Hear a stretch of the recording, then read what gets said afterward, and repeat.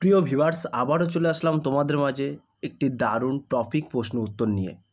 যে সকল প্রার্থীরা WB constable, KP constable, RPF constable, SSC GD all competitive এক্সামের জন্য প্রিপারেশন নিচ্ছেন, তাদের ক্ষেত্রে আজকের এই ভিডিওটি ভেরি মোস্ট ইম্পর্টেন্ট হতে চলেছে। তাই বলবো ভিডিওটি স্কিপ না করে সম্পূর্ণটি দেখার জন্য অনুরোধ রইল। তার আগে বলবো, যে সকল ভিউয়ার্স এখনও পর্যন্ত আমার এই চ্যানেলটি সাবস্ক্রাইব করেনি তাদেরকে বলবো প্লিজ অতি দ্রুত সাবস্ক্রাইব করে দিয়ে আমাদের পাশে থাকুন এবং বন্ধুদের মাঝে শেয়ার করে দিন। চলুন আজকের প্রথম প্রশ্ন দেখে নেওয়া যাক। আজকের প্রথম প্রশ্ন হলো, শকাব্দের প্রচলন কে করেছিলেন? বিম্বিসার, বিন্দুসার, অশোক, কনিষ্ক। 1 নম্বর প্রশ্নের ক্ষেত্রে কিন্তু সঠিক উত্তর হয়ে যাবে option D is the right answer, Kanishka. 2 নম্বর প্রশ্ন, বাংলায় কৈলন্য প্রথা কে চালু করেন? Gopal, Ballal Sen, Lakshman Sen, Dharmapal. Very most important প্রশ্ন। 2 নম্বর প্রশ্নের ক্ষেত্রে কিন্তু সঠিক উত্তর হয়ে যাবে option B is the right answer, Ballal Sen. তাহলে বাংলায় কৌলিন্য প্রথা কে চালু করেন? মনে রাখবেন, বল্লল সেন। 3 নম্বর প্রশ্ন, নিচের কোন গুপ্ত শাসক বিক্রমাদিত্য রূপে পরিচিত? ভেরি মোস্ট ইম্পর্টেন্ট প্রশ্ন। প্রথম চন্দ্রগুপ্ত, সমুদ্রগুপ্ত, দ্বিতীয় চন্দ্রগুপ্ত, কোনোটি নয়। 3 নম্বর প্রশ্নের ক্ষেত্রে কিন্তু সঠিক উত্তরে যে option C is the right answer, দ্বিতীয় চন্দ্রগুপ্ত। 4 নম্বর প্রশ্ন, কবুলিয়াত ও পাট্টা কে প্রবর্তন করেন? বাবর, শেরশাহ, আকবর, শাহজাহান। ভেরি মোস্ট ইম্পর্টেন্ট প্রশ্ন অল কম্পিটিটিভ এক্সামের জন্য। 4 নম্বর প্রশ্নের ক্ষেত্রে কিন্তু সঠিক উত্তরে যে option B is the right answer, Sher Shah.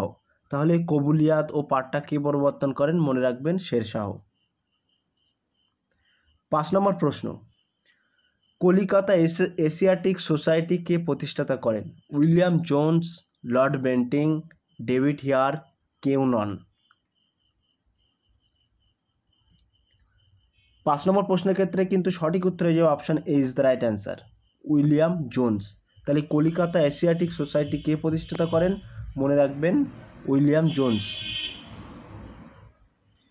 6 নম্বর প্রশ্ন, উলগুলান শব্দটি নিচের কোন আন্দোলনের সঙ্গে জড়িত? ভেরি মোস্ট ইম্পর্টেন্ট প্রশ্ন। মুন্ডু অভ্যুত্থান, সান্তার অভ্যুত্থান, কল অভ্যুত্থান, গোর্খা অভ্যুত্থান। 6 নম্বর প্রশ্নের ক্ষেত্রে কিন্তু একেবারে সঠিক উত্তর হয়ে যাবে option A is the right answer, Munda অভ্যুত্থান। তাহলে উলুগান শব্দটি নিচের কোন আন্দোলনের সাথে জড়িত? মনে রাখবেন, মুন্ডা অভ্যুত্থানের সাথে জড়িত। 7 নম্বর প্রশ্ন, মন্টেগু চেমসফোর্ড সংস্কার করা হয়েছিল? দ্বৈত শাসন, প্রাদেশিক স্বায়ত্তশাসন, আংশিক স্বাধীনতা, আলাদা সাম্প্রদায়িক নির্বাচক মণ্ডলী।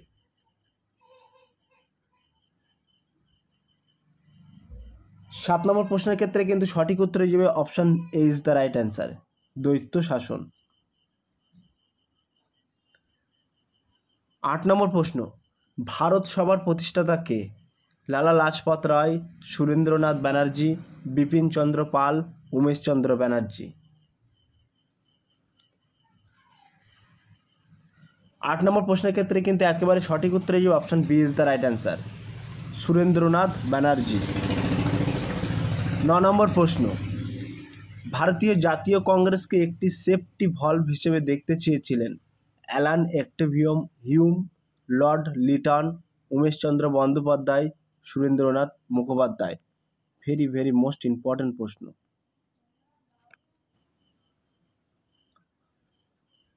9 নম্বর প্রশ্নের ক্ষেত্রে কিন্তু একেবারে সঠিক উত্তর হয়ে যাবে option A is the right answer, Allan Octavian Hume.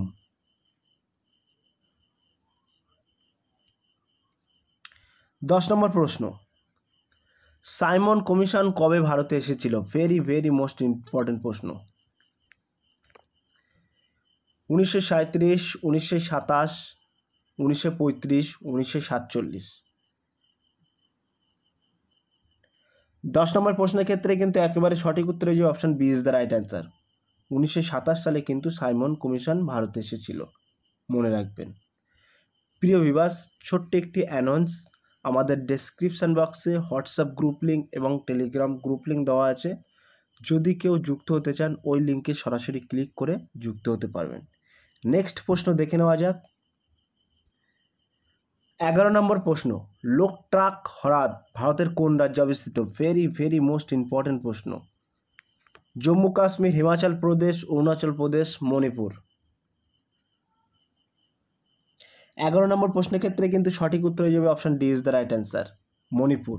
তাহলে লোকটাক হ্রদ ভারতের কোন রাজ্যে অবস্থিত? মনে রাখবেন মণিপুর। 12 নম্বর প্রশ্ন, ডুরান্ড রেখা কোন দুই দেশের সীমানা নির্ধারণ করে? ভেরি মোস্ট ইম্পর্টেন্ট প্রশ্ন। ভারত ও চীন, ভারত ও আফগানিস্তান, ভারত ও ভুটান, ভারত ও তিব্বত।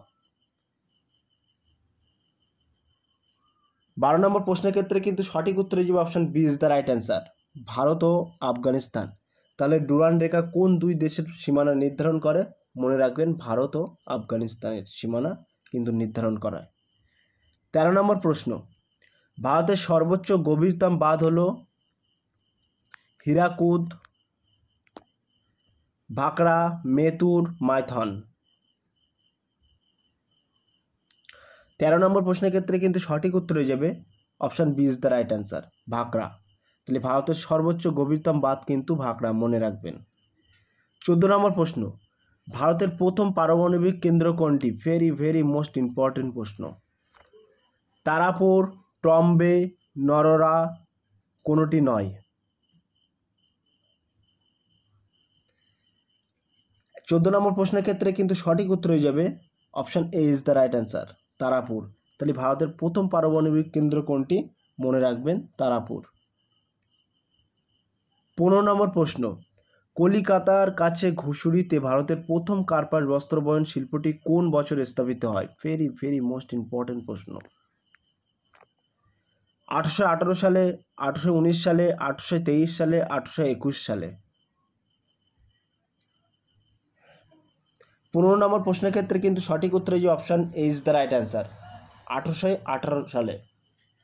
তাহলে কলিকাতার কাছে ঘুষুরিতে প্রথম কার্পাস বস্ত্রবয়ন শিল্পটি কোন বছরে স্থাপিত হয়? মনে রাখবেন 1818 সালে।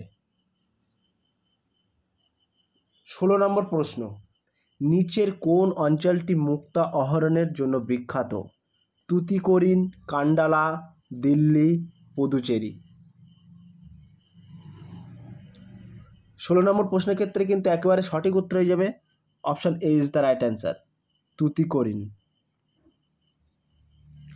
17 নম্বর প্রশ্ন, ভারতের বন গবেষণা কেন্দ্র কোথায় অবস্থিত? ভেরি মোস্ট ইম্পর্টেন্ট প্রশ্ন। দিল্লি, ভোপাল, দেরাদুন, লখনৌ।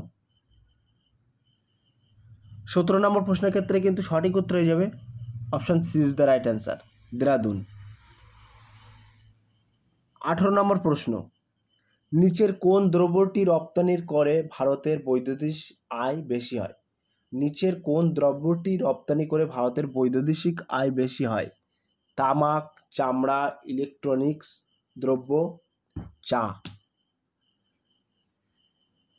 18 নম্বর প্রশ্নের ক্ষেত্রে কিন্তু সঠিক উত্তর হয়ে যাবে option B is the right answer, চামড়া। 19 নম্বর প্রশ্ন, ভারতের কটি রাজ্য সীমানা পশ্চিমবঙ্গকে স্পর্শ করে রেখেছে? ভেরি মোস্ট ইম্পর্টেন্ট প্রশ্ন। 4টি, 6টি, 5টি, 3টি।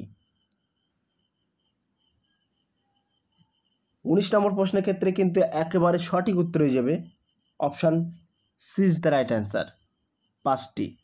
তাহলে ভারতের কটি রাজ্য সীমানা পশ্চিমবঙ্গকে স্পর্শ করে রেখেছে? মনে রাখবেন 5টি রাজ্য কিন্তু ইতিমধ্যে পশ্চিমবঙ্গের সীমানাকে স্পর্শ করে রেখেছে।